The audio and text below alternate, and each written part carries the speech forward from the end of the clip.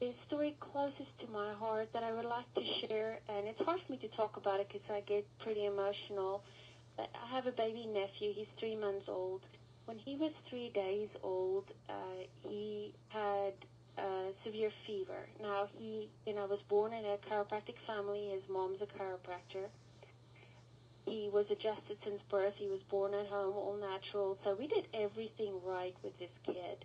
And he started having this fever. It just escalated. By the time my sister got really concerned and called my dad, he was half an hour out and was on his way in. He became unresponsive, blew around the mouth. So instead of calling an ambulance, they rushed into the hospital because they were closed. They, initially did everything they could for him, and he started breathing. We couldn't find out what the infection was caused by. They put him on an IV antibiotic, which we really didn't want to do, but at that point we have all adjusted him, so we were feeling quite helpless.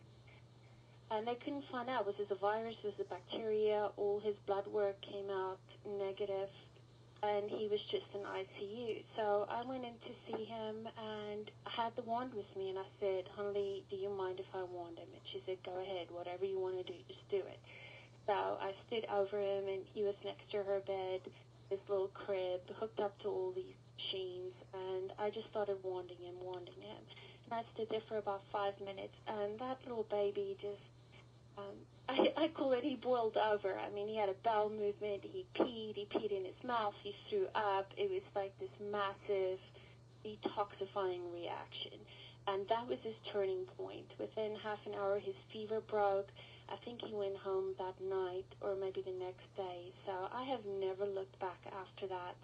I tell my patients, if you want to reach for an ibuprofen or an Advil or your Lyrica, just try this first and see if you can get comfortable within half an hour. And 80% of the times they don't need to use that. So this has been a godsend to me. I am absolutely grateful, and I really do believe that my nephew's life was saved by it. So I'm very hooked.